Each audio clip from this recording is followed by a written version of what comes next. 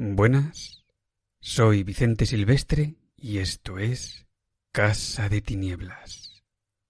Antes de escuchar el siguiente audiolibro me gustaría invitarte a que le echaras un vistazo a las novelas que he escrito y que tengo publicadas en Amazon.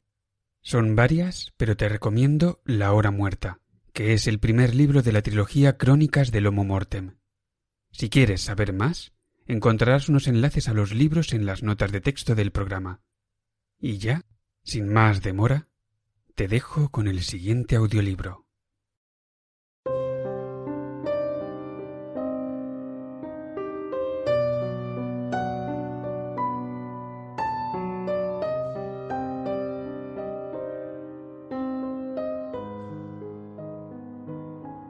Casa de Tinieblas presenta El extraño.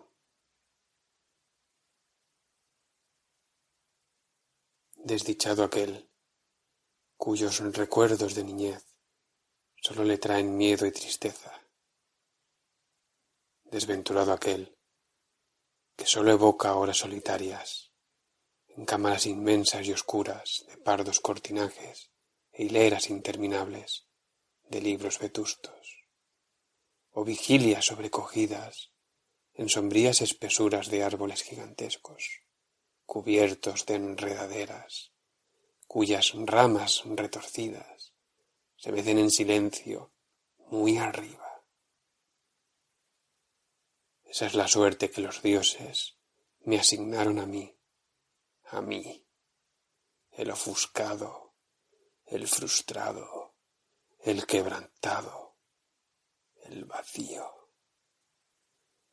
Y sin embargo, me siento extrañamente satisfecho y me aferro desesperadamente a esos recuerdos secos, cuando mi cerebro a veces amenaza con llegar hasta lo otro. No sé dónde nací, salvo que el castillo era infinitamente viejo e infinitamente horrible, lleno de corredores oscuros, con unos techos altos, en los que el ojo solo distinguía sombras y telarañas. Los sillares de las galerías ruinosas estaban siempre espantosamente húmedos, y en todas partes reinaba un olor abominable, como a generaciones de cadáveres amontonados. Nunca había luz, de manera que a veces encendía velas y las miraba largamente como descanso. Afuera tampoco había sol, porque los árboles llegaban mucho más arriba que la torre accesible más alta. Una torre negra había que sobrepasaba los árboles y llegaba al desconocido cielo exterior. Pero tenía una parte derruida y no era posible subir, salvo mediante una casi imposible escalada, por su pared vertical, piedra a piedra. He debido de vivir años en este lugar, aunque no puedo calcular cuántos. Sin duda, hubo quienes atendieron mis necesidades, aunque no tengo memoria de nadie, aparte de mí mismo, ni de otros seres que las ratas sigilosas y los murciélagos y las arañas.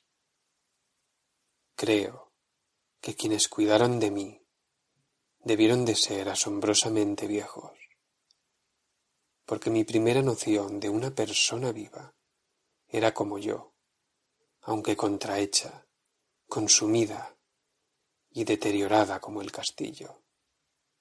Para mí no había nada grotesco en los huesos y esqueletos que cubrían algunas criptas de piedras hundidas en los cimientos. Esas cosas las tenía fantásticamente asociadas a la vida diaria y las consideraba más naturales que las representaciones en color de seres vivos que encontraba en muchos de aquellos libros mohosos. En tales libros aprendí lo que sé. Ningún profesor me exhortó o me guió, y no recuerdo haber oído una sola voz humana en todos esos años, ni siquiera la mía, porque, aunque había leído sobre el habla, jamás se me ocurrió probar a hacerlo yo mismo. Tampoco sobre mi aspecto me había formado una idea, porque no había espejos en el castillo, e instintivamente me consideraba semejante a las figuras juveniles que veía dibujadas o pintadas en los libros. Tenía sensación de juventud, porque guardaba muy pocos recuerdos.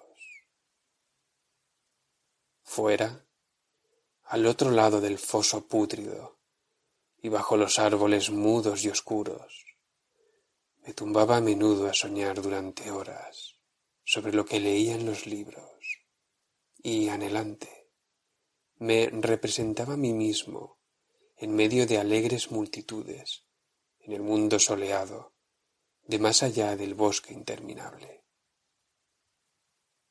Una vez intenté escapar, pero conforme me alejaba del castillo, las sombras del bosque se hacían más densas y el aire se cargaba más de solapado temor, al extremo de que regresé corriendo frenéticamente, no fuera a perderme en un laberinto de silencio tenebroso.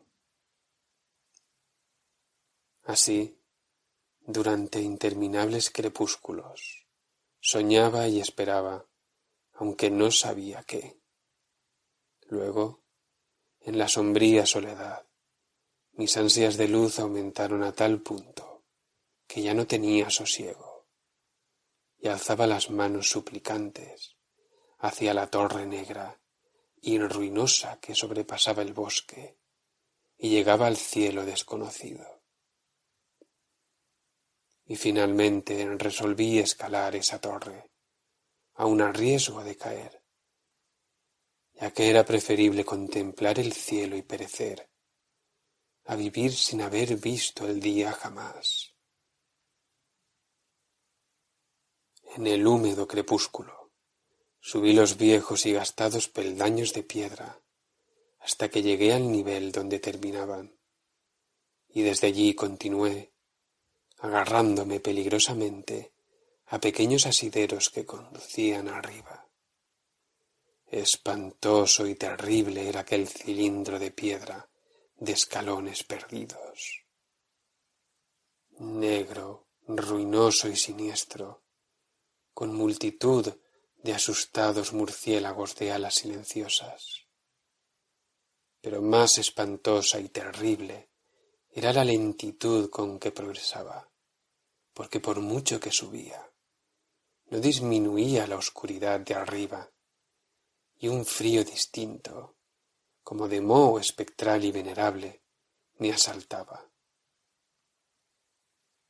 Me estremecía al preguntarme por qué no llegaba a la luz, y habría mirado hacia abajo de haberme atrevido. Supuse que la noche se me había echado encima de repente, y tanteé en vano con una mano libre, buscando el alféizar de alguna ventana donde poder asomarme y tratar de calcular la altura a la que había llegado. De pronto, después de una interminable y pavorosa ascensión a ciegas por este precipicio cóncavo y desesperado, noté que mi cabeza tocaba algo sólido y comprendí que había llegado al techo o a alguna clase de piso. Alcé a oscuras la mano libre, probé a empujar el obstáculo, pero noté que era de piedra e inamovible. Entonces di una vuelta peligrosísima alrededor de la torre, agarrándome a los salientes que brindaba la resbaladiza pared, hasta que, probando con la mano, descubrí finalmente que la barrera cedía. Y me aupé otra vez, empujando la losa o trampa con la cabeza mientras usaba las manos para este ascenso terrible. No asomó ninguna claridad arriba, y al levantar más las manos, supe que mi ascensión había terminado de momento, puesto que la losa era la trampa de una abertura que daba a un plano enlosado de circunferencia más grande que el inferior. Sin duda, el piso de alguna amplia cámara. Salí a gatas por ella, tratando de que la pesada losa no cayese otra vez en su sitio, pero no lo conseguí. Y tumbado, exhausto en el suelo de piedra, escuché los ecos sobrecogedores que despertaron su caída, pero esperaba poder levantarla cuando fuera necesario. Juzgando que ahora me encontraba a una altura prodigiosa, muchísimo más arriba que las odiosas ramas del bosque, me levanté como pude del suelo y empecé a palpar alrededor en busca de alguna ventana desde la que poder contemplar por primera vez el firmamento y la luna y las estrellas, de cuya existencia tenía noticia por los libros.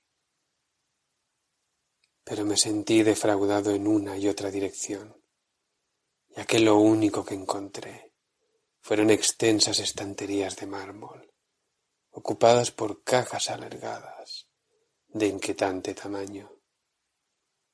Cada vez le daba más vueltas y me preguntaba qué viejos secretos reposarían en este altísimo aposento, aislado del castillo de abajo durante siglos. Entonces, inesperadamente, mis manos tropezaron con una entrada cerrada por una hoja de piedra con extrañas y toscas cinceladuras. Probé abrirla, pero la encontré trabada. No obstante, con un esfuerzo supremo, vencí toda resistencia y conseguí hacerla girar hacia adentro. Y al hacerlo, me embargó el más puro éxtasis que jamás había conocido, porque brillando plácidamente a través de una ornada reja de hierro y bajo un corto pasadizo de piedra con peldaños que subían desde la abertura que acababa de encontrar, vi la radiante luna llena que hasta ahora solo había contemplado en sueños y en vagas visiones que no me atrevo a llamar recuerdos. Imaginando que ahora había alcanzado el pináculo mismo del castillo, me apresuré a subir por los pocos peldaños que ascendían desde la puerta. Pero el súbito ocultamiento de la luna tras una nube me hizo tropezar y tuve que seguir despacio a tientas. Aún había mucha oscuridad cuando llegué a la reja, que empujé con cuidado y comprobé que cedía, aunque no la abrí por temor a caer desde la altura a la que había subido. Entonces salió la luna. La conmoción más demoníaca es la de lo abismalmente inesperado, la de lo grotescamente increíble. Nada de cuanto había sufrido podía compararse en terror a la que ahora vi, a las insólitas maravillas que comportaba la visión. En sí era tan simple como pasmosa, porque se reducía a lo siguiente.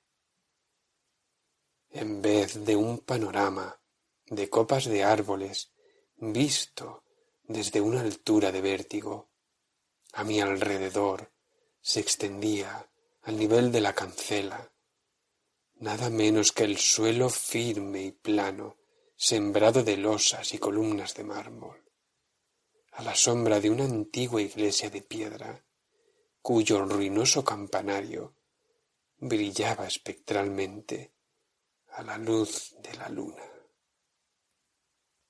Medio inconsciente, abrí la reja y salí tambaleante al blanco sendero de grava que se alejaba en dos direcciones. Mi cerebro, aunque sumido en el caos y la estupefacción, aún albergaba unas ansias frenéticas de luz, y ni siquiera el milagro fantástico que acababa de acontecer fue capaz de detener mi marcha. No sabía ni me importaba si esta experiencia era delirio, magia o ensueño, pero estaba determinado a contemplar la luz y la alegría a toda costa. No sabía quién o qué era yo, ni qué significaba lo que veía a mi alrededor, aunque mientras avanzaba tropezando, me iba llegando a la conciencia una especie de memoria latente y espantosa, que hacía que mis pasos no fuesen del todo fortuitos. Pasé bajo un arco, salí de esta región de losas y columnas y continué a campo abierto, unas veces por el camino visible, otras dejándolo extrañamente para cruzar un prado en el que sólo algún vestigio ocasional revelaba la existencia de una calzada antigua y olvidada. Más de 2 horas debieron de transcurrir hasta que llegué a lo que parecía ser mi meta, un venerable castillo cubierto de hiedra, en un parque poblado de árboles, que me resultaba asombrosamente familiar y a la vez desconcertantemente extraño. Vi que tenía el foso cegado y derruidas algunas torres que yo conocía bien, mientras que había alas nuevas que confundían al observador. Pero en lo que reparé con especial interés y deleite fue en las ventanas abiertas y rebosantes de luz, de las que salía un bullicio de animadísima fiesta. Me acerqué a mirar por una de ellas y vi gente vestida de una manera realmente singular.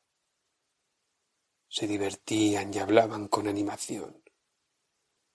Nunca había oído la voz humana hasta ahora, y sólo podía hacerme una vaga idea de lo que decían. Algunas caras me despertaban recuerdos increíblemente remotos. Otras me eran totalmente extrañas.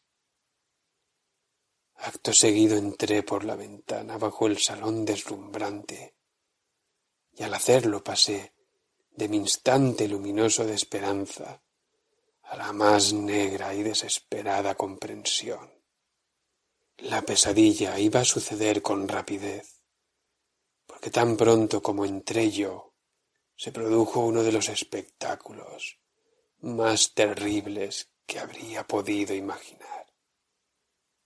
Apenas traspuse el alféizar, se desató entre los reunidos un miedo súbito e intenso que contrajo los rostros y arrancó los gritos más horribles de todas las gargantas. La desbandada fue general, y en medio del desconcierto y el pánico, algunas personas se desvanecieron, y sus despavoridos compañeros cargaron con ellas. Muchos se taparon los ojos con las manos y echaron a correr a ciegas tratando de huir, derribando muebles y chocando contra las paredes antes de dar con una de las múltiples puertas. Los gritos eran espantosos, y cuando me quedé solo y ofuscado en el salón lleno de luz, escuchando las voces que se alejaban, me estremecí al pensar que podía estar acechando invisible junto a mí. A primera vista la estancia parecía desierta, pero al dirigirme a una de las alcobas, me pareció advertir en ella una presencia, un atisbo del movimiento, al otro lado del marco dorado que comunicaba con otra habitación parecida. Al acercarme al arco, empecé a distinguir con algo más de claridad dicha presencia, y entonces, con el primero y último sonido que he proferido jamás, un aullido horrible que me produjo casi tanta repugnancia como su inmunda causa, contemplé de lleno, con una nitidez espantosa, la indescriptible, la abominable monstruosidad que con su sola aparición había convertido una alegre concurrencia en una manada despavorida. No me es posible dar siquiera una idea remota de su aspecto, porque era un compuesto de todo lo impuro, horrendo, indeseable y anormal. Era la sombra macabra de la corrupción y la desolación, la imagen pútrida y goteante de inmunda revelación, la apariencia tremenda de lo que la tierra misericordiosa debería mantener eternamente oculto. Dios sabe que no era, o ya no era, de este mundo, aunque para mi horror veía en su figura consumida, en la que se marcaban los huesos, un remedo repulsivo de figura humana, y en su indumentaria mohosa y desintegrada un matiz indescriptible que me estremecía aún más. Me sentía casi paralizado, aunque no tanto como para no hacer un débil intento de huida. Una torpe retirada que no consiguió romper la fascinación en que me tenía el monstruo sin nombre y sin voz. Mis ojos, dominados por los orbes vidriosos que los miraban odiosamente, se negaban a cerrarse, aunque se me habían enturbiado misericordiosamente y distinguía de manera muy borrosa a la terrible criatura tras la primera impresión. Quise levantar la mano para no verla, pero tan embotados tenía los nervios que el brazo no obedeció del todo a mi deseo. El intento, sin embargo, bastó para hacerme perder el equilibrio, de manera que tuve que dar unos pasos adelante para no caerme, y al hacerlo, de repente, me di cuenta con angustia de la proximidad de la carroña, cuya respiración horrenda y cavernosa casi imaginé oír. Medio loco, fue capaz no obstante de alargar la mano para detener a la fétida aparición que tan cerca tenía, cuando en ese segundo de cósmica pesadilla e infernal casualidad mis dedos tocaron la zarpa putrefacta que el monstruo extendía bajo el arco dorado. No grité, pero los espíritus necrófagos que viajan con el viento nocturno gritaron por mí, cuando en ese segundo impactó en mi conciencia una simple y fugaz avalancha de memoria anonadadora. En ese segundo comprendí lo que había ocurrido. Recordé más allá del castillo y de los árboles espantosos, y reconocí el cambiado edificio en el que estaba ahora. Reconocí lo más terrible de todo. la espantosa abominación que ahora me miraba con sorna, mientras yo apartaba mis dedos de los suyos. Pero en el cosmos hay bálsamos igual que hay aflicción. Y ese bálsamo se llama nepente.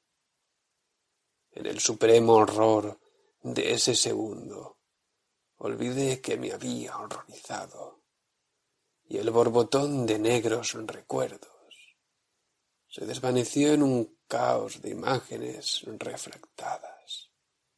En un sueño, huí de aquella fábrica encantada y maldita, y corrí veloz y en silencio a la luz de la luna. Al llegar al lugar de las lápidas de mármol y bajar los escalones, encontré la trampa imposible de mover, pero no lo sentí porque odiaba el antiguo castillo y los árboles. Ahora cabalgo en el viento nocturno con los espíritus necrófagos, burlescos y amistosos, y juego durante el día entre las catacumbas de Nefren-Ka, en el valle sellado e ignoto de Hadod, junto al Nilo. Sé que no hay luz para mí, salvo la que derrama la luna sobre las tumbas rocosas de Neb, ni ninguna alegría, salvo los festines nefandos de Nitocris, bajo la gran pirámide.